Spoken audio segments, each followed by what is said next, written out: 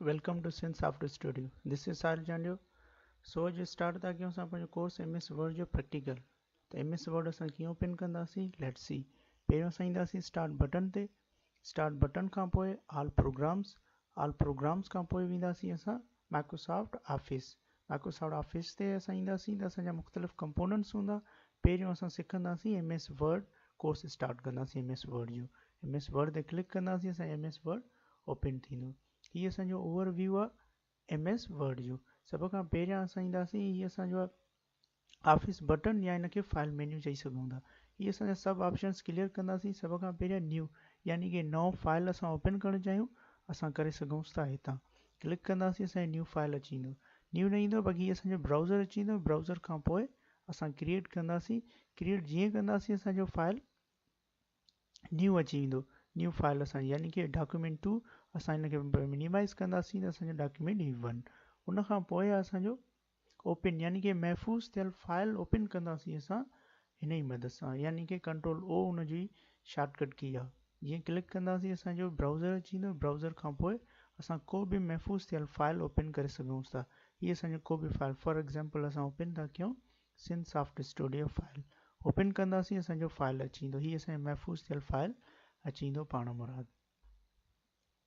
उन खां पोइ असांजो सेव यानी कि महफ़ूज़ करण लाइ असां यूज़ कंदासीं हीअ ऑप्शन कंट्रोल S शॉर्टकट की अथसि। सेव कंदासीं यानी कि को बि नालो असां ॾियणु चाहियूं, असां त ॾियूंसि डेटा नाले सां, या डेटा नाले सां था ॾियूंसि असां को बि हिनखे। सेव कंदासीं, उहो असांजो सेव थींदो, पर हुनजी असां डायरेक्शन वग़ैरह बि चेंज करे सघंदा आहियूं। डिफ़ॉल्ट बाय डिफ़ॉल्ट हूंदी आहे हुनजी माई डॉक्यूमेंट। फॉर एग्ज़ाम्पल असां हुनखे सेव था कयूं सुठे माई डॉक्यूमेंट में। ॾिसो नालो हुनजो चेंज थींदो डेटा सां। उन खां पोइ सेव एज़ असां था चऊं हिन जो नालो बि चेंज कयूं ऐं प्लस में असां हिनजी डायरेक्शन बि चेंज कयूं। उन लाइ ऑप्शन आहे असांजो सेव एज़। शॉर्टकट की अथसि असांजी F12। सेव एज़ कंदासीं। असां किथे बि फॉर एग्ज़ाम्पल असां सेव था कयूंसि कंहिं ॿी जॻह ते, जीअं फॉर एग्ज़ाम्पल असां D में था सेव कयूंसि। हीअ डेटा नाले आहे, असां हिन जे नाले सां था कयूंसि अवर डेटा नाले सां, यानी कि उहो चेंज थींदो। जेको अगरि में डेटा नालो हुयुसि उहो असांजो चेंज थींदो। अवर डेटा असांजी डायरेक्शन चेंज थींदसि D ड्राइव में। सेव कंदासीं, उहो असांजो सेव थी वेंदो। उन खां पोइ असांजो प्रिंट असां फाइल करणु चाहियूं, असां प्रिंट जी मदद सां करे सघूं था। शॉर्टकट की अथसि कंट्रोल P। क्लिक कंदासीं, असांजो ब्राउज़र अची वेंदो। अगरि प्रिंटर कनेक्टेड हूंदो, हिते हुनजो नालो अची वेंदो। उन खां पोइ पेज रेंजिस असांजा फॉर एग्ज़ाम्पल 10 पेज आहिनि त 10 ई प्रिंट थींदी। अगरि असां करंट पेज था प्रिंट करणु चाहियूं त करंट ते क्लिक कंदासीं, करंट थींदो। करंट उहो जिते कर्सर बीठो हूंदो असांजो, जीअं असांजो ही कर्सर आहे। उन खां पोइ पेजिस 10 मां असां चऊं था 4 प्रिंट थियनि त असांजा 4 प्रिंट थींदा। पर नंबर ऑफ कापीज़ यानी कि 4 पेजनि जूं घणियूं कापियूं हुजनि, असां था चऊं 2 कापीज़ हुजनि त 2 कापीज़ थींदियूं। जेको प्रिंट वाट यानी कि प्रिंट डॉक्यूमेंट्स ओके। उन खां पोइ आहे प्रिंट यानी कि प्रिंट असांजे कहिड़ी रेंज में थिए, ऑड में थिए, इवन में थिए। ऑल रेंजिस यानी कि जेतिरी रेंज ॾेई आया आहियूं ओतिरी प्रिंट थिए।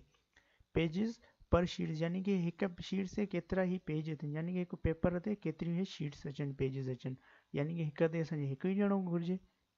उन खां पोइ असांजे स्केल ऑफ पेपर साइज़ जेके असांजे मार्केट में मिलंदा आहिनि पेजिस जूं size, letter tabloid, legal, A3 A4 जेके पेपर हूंदा आहिनि। कहिड़ो बि असांजो जेको बि पेज हूंदो, जेका बि पेपर जी साइज़ हूंदी उहा असां हितां खणंदासीं। जेकॾहिं प्रिंटर कनेक्टेड हूंदो त असां ओके कंदासीं, प्रिंट थी वेंदी, अदरवाइज़ कोन थींदी। उन खां पोइ असांजो प्रिंट प्रीव्यू वठणु चाहियूं, प्रिंट प्रीव्यू वठी सघूं था हितां। कंट्रोल F2 हुनजी शॉर्टकट की आहे, कंट्रोल प्रीव्यू। हे प्रीव्यू हुनजो असांजो अची वेंदो। क्लोज़ करण लाइ वापसि ईंदासीं असां वापसि पेजिस ते। उन खां पोइ असांजो सेंड यानी कि हिनखे असां सेंड करे सघूं था ईमेल जी मदद सां या फैक्स जी मदद सां, पर इंटरनेट कनेक्टेड हूंदी तॾहिं असां सेंड करे सघूं था। पब्लिशर यानी कि पब्लिशर असां ठाहे सघूं था MS वर्ड में कोई बि ब्लॉग, यानी कि जीअं ब्लॉगर असांजा इंटरनेट कनेक्टेड हूंदा आहिनि, यानी कि मुख़्तलिफ़ फ्रेंड्स कनेक्टेड हूंदा आहिनि। क्लोज़ यानी कि हिन फाइल खे जेको असांजो ओपन थियल आहे क्लोज़ कंदासीं हिन जी मदद सां।